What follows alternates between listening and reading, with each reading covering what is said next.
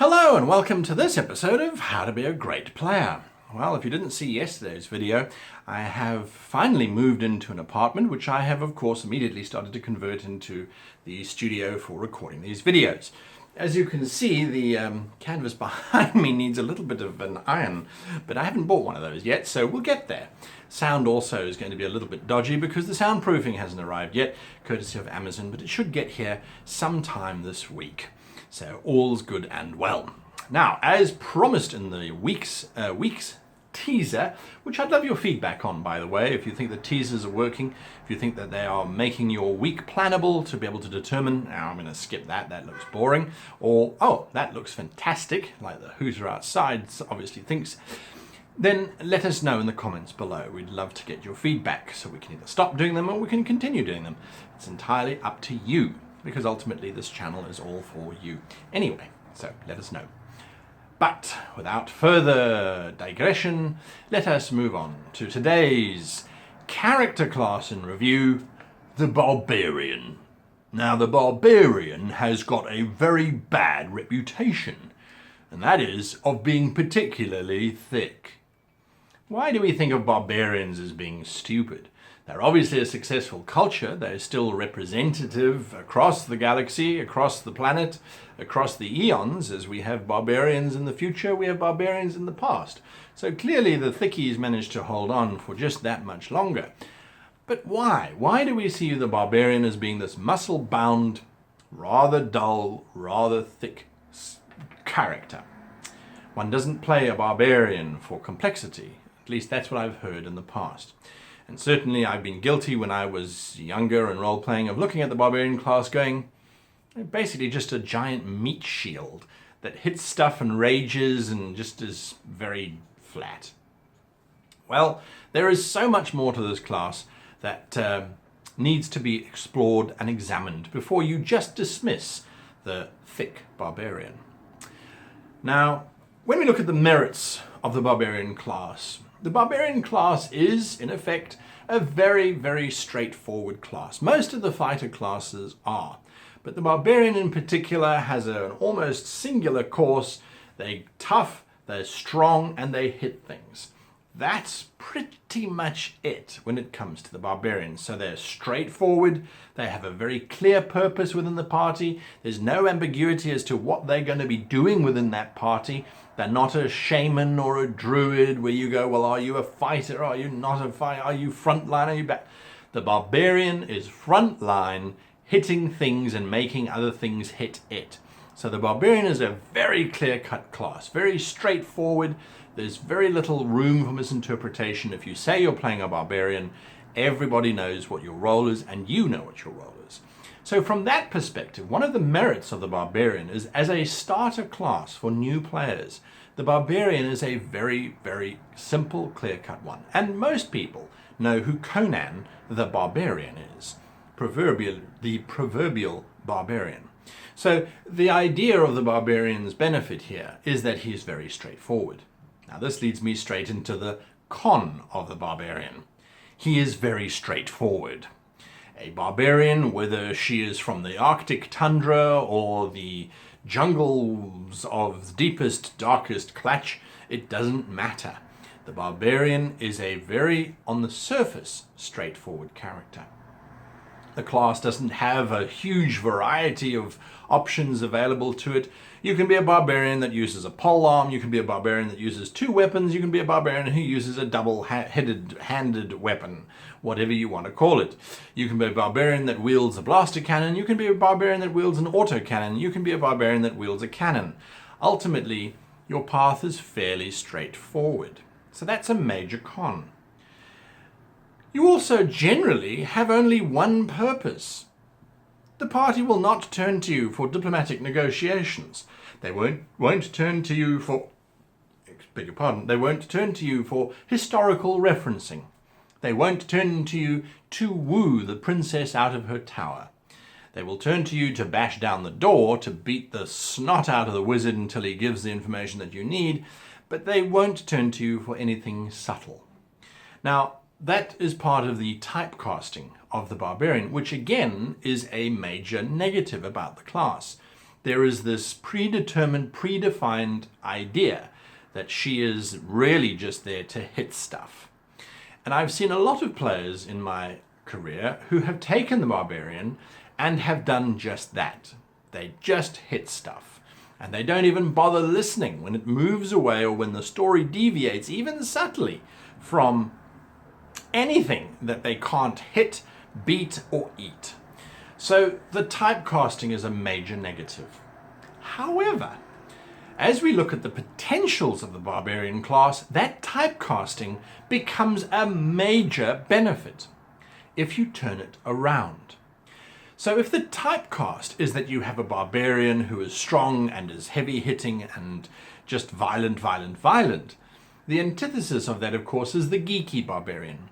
Now, to a degree, that's already been explored in literature, and it's almost an expected barbarian. Oh, you're the weak geeky barbarian who reads books all day and can't hit anything because you don't have any muscles and you didn't pass your adult rights and that kind of thing. Well, the class still predetermines the character to having a certain amount of capacity for absorbing damage and for dealing damage. However, what you can do is that you can refocus the barbarian from the class, where the class is determining the type of character, they're determining the way the character expresses themselves, and you can refocus on the social, emotional, and cultural stories that come with your barbarian. So you have the capacity to create this intense flavor, this intense character who, yes, hits things and absorbs damage, but before they go into battle, they have various rituals which they participate in. After battle, they have rituals which they participate in. And if you drive those rituals, continuously repeating them, even to the detriment of others or to the delay of the party moving forward, and this is with the caveat that maybe you delay them for a minute of real time, not 5 days whilst you go through a 20-page ceremony, but just a small little ceremony. If you do that, if you repeat those over and over, you start to create this character who happens to hit things. So the potential of the barbarian, in my opinion, is not necessarily in the class itself, but in the fact that because the class is so straightforward, because the class is so simple, you as the player have far more time to focus on the character than on the class. So unlike a wizard where during and in between battle you are frantically trying to learn spells and try to figure out how to do this and that, you are freed up to now go, what would my barbarian ritual be for when walking on the road? Would we sing a song? Would we walk in single file, double file, triple file? Would there be a reason behind that? Would we make the woman walk first? Would the one walk behind us? Would they walk next to us? Would we carry them? It gives you the opportunity to really develop a rich culture, a rich character that pushes a story rather than just the class.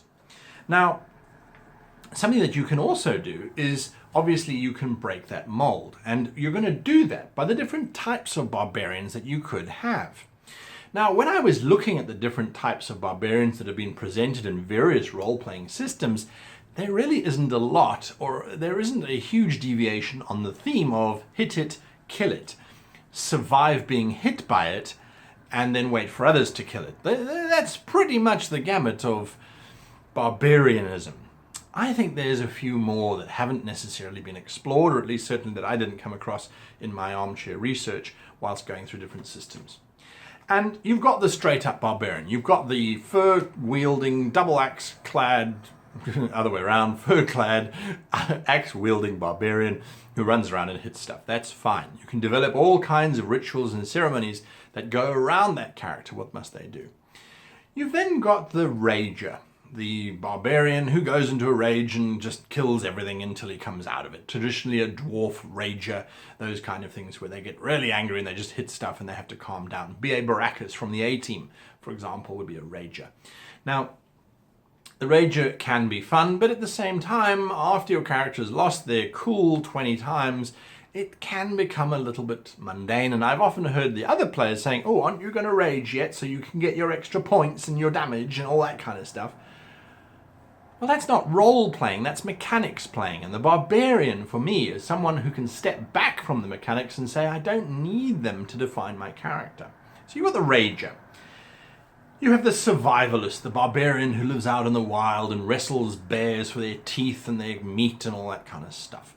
So you've got the survivalist barbarian. And those, to me, are and then you have the Hulk.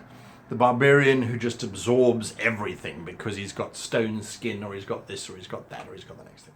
So you've got those 4 broad stroke barbarians.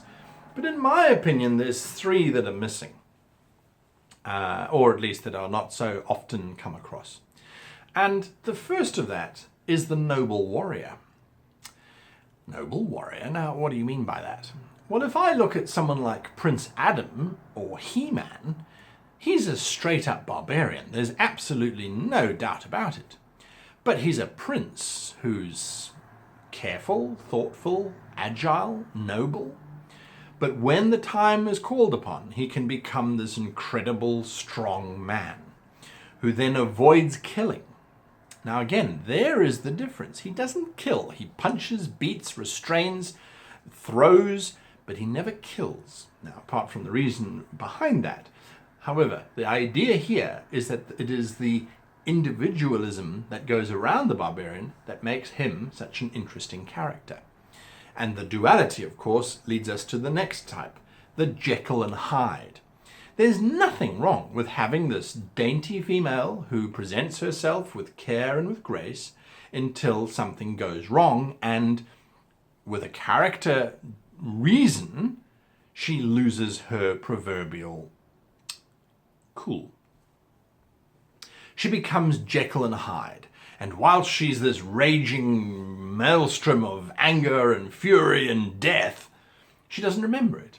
And then she transforms back into her dainty little self and then asks if she can help all of the wounded, broken people that she has left behind her in the path. So the Jekyll and Hyde story, that option of I like the power when I am this raging creature, but I don't like how I treat my friends, is a major theme. And one that can be a very powerful role-playing option. So those to me, and then the final type is a gladiator type.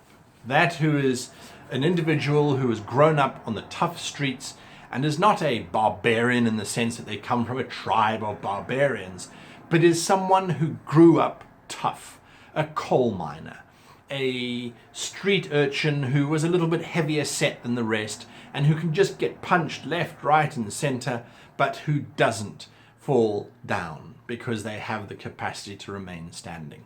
So you can clothe, for lack of a better word, the barbarian in something other than just furs and a loincloth. What about the temple monk, who is a barbarian, but is a pacifist and doesn't believe in violence?